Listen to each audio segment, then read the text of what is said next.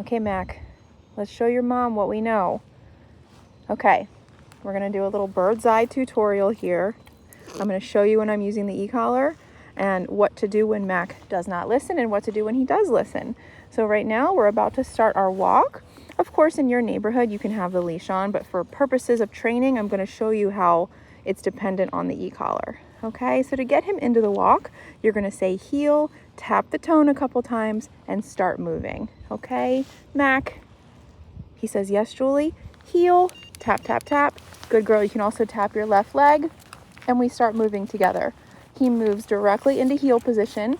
The word heel literally means his head. I tapped my tone right there when he stopped. His head is literally at the level of your heel. Looking down at a bird's eye view, pretend there's this like imaginary circle. Similar to a strike zone in baseball, his head should be right there at all times. If it moves out of that position, if it goes too far forward, lagging too far behind, too far out, behind your legs, or even nose to the ground, that's when you're going to use your collar. For pushing too far forward, I use my stem. For lagging behind, going behind my legs, see, I'm using my tone. And it's not just one tone, it's beep, beep, beep, beep until he fixes it. Now, if he ever starts to ignore the tone, you go to your stem. Okay, but keep that tone strong by backing it up with the stem if he doesn't listen. He should go whatever pace you're going and go whatever direction you're going. So he's turning quickly. If he knows that if he lets my left leg out of his sight, the e-collar turns on. So that's e-collar heel in a nutshell. If I stop, he stops. Good. He sits, I can tell him stay, and now I have a way to hold him accountable for actually staying. He's gonna choose to lay down. I love that. I'm gonna help him out here. Down, good. We can give the commands. If he does not listen, you're gonna tap your e-collar and repeat the command if needed. If he breaks the command prematurely, you're gonna say N-O and tap your stem. You do not tap your tone for non-compliance. It's always stem for breaking up commands, okay? Tone, remember, tone is that beep by his ear. That is only used for recall, so getting him to you, moving him back to your leg in the heel position, or getting him like into a car, on a place bed. No, stay on a place bed. Anything that requires movement. But stem is for non-compliance or breaking a command prematurely, okay? As long as he knows he's being held accountable, you're not gonna have a problem. If he thinks he doesn't have to listen, he's gonna test the boundary a lot, okay? So you can use this downstay literally anywhere. Vet waiting room, grooming waiting room, the car, your living room. You're out on the back deck and you don't feel like having him all over the place. You put him in a downstay, let him sunbathe. Wherever you want to use this, where you want to control movement, you would just simply tell him down and stay.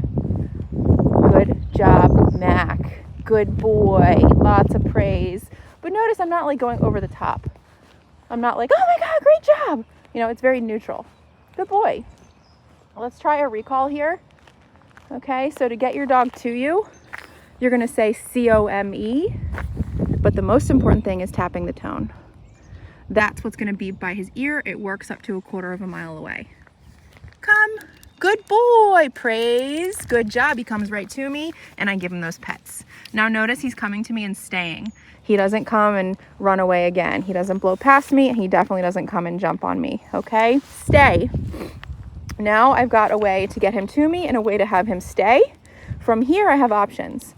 I can put him back into heel by tapping my tone, saying that word and starting to walk. I could keep him in the stay if I needed to put him in the stay.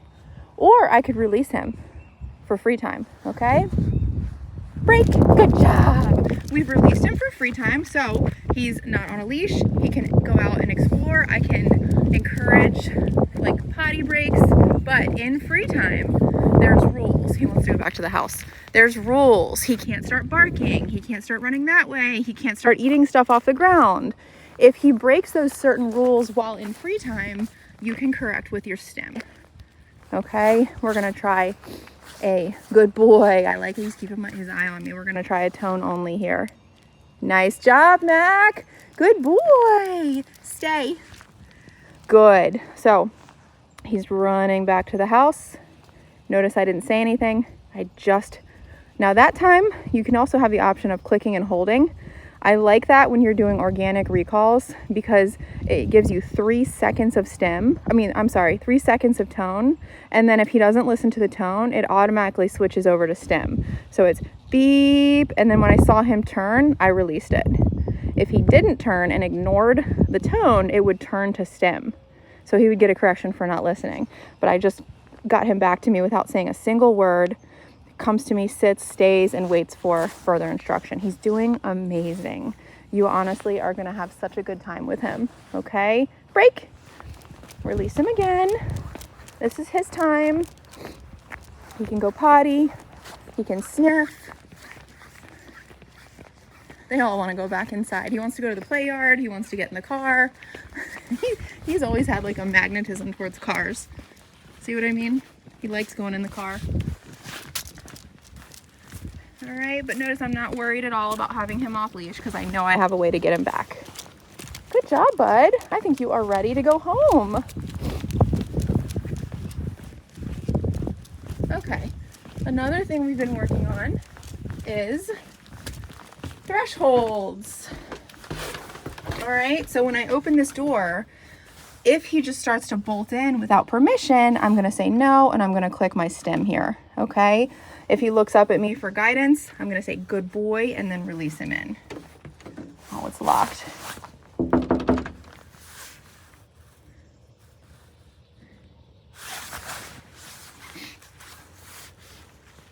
Good boy, Mac.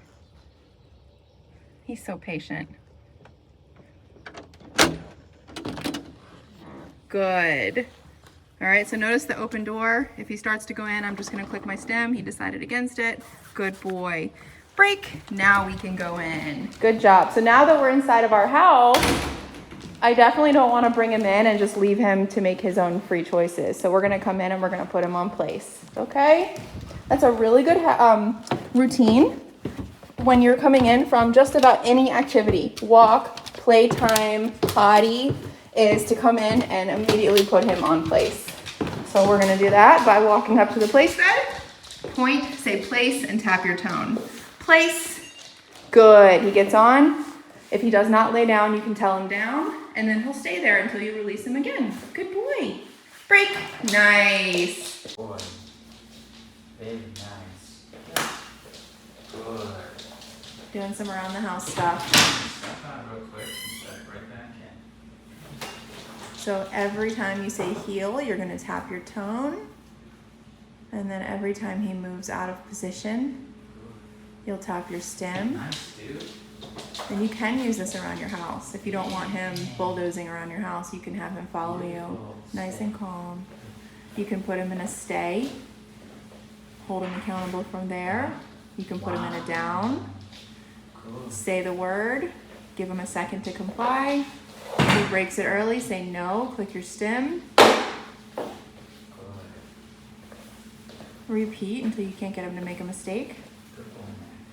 You can send him to place, point to it, say place, tap your tone. If he does not go on place, you tap your stem. If he does, you say good boy.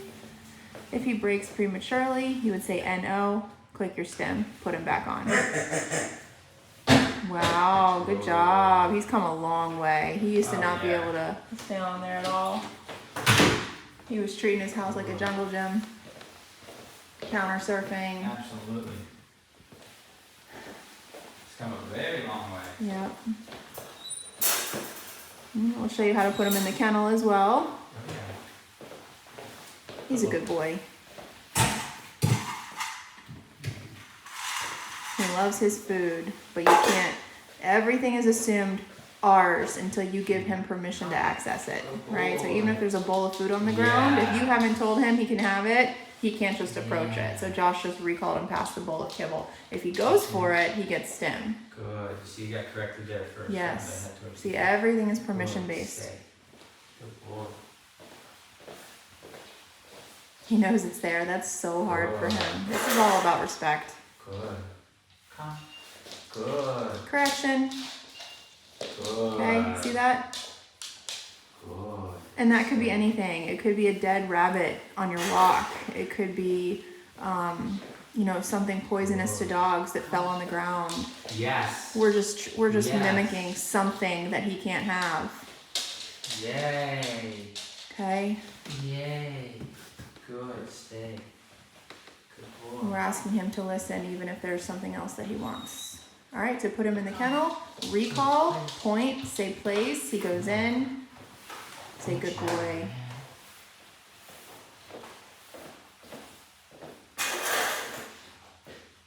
Good. No. If he steps out, N-O, stim. Good. Good.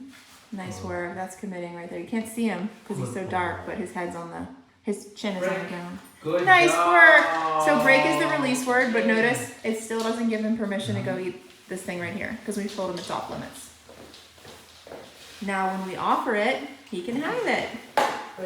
Nice. Now we offer it and he can have it. Good job. That's such a good lesson for dogs. Because mistakes are going to happen. Stuff's going to drop on the floor. If they assume it's not for them, you're in the clear. And this is how you would teach that.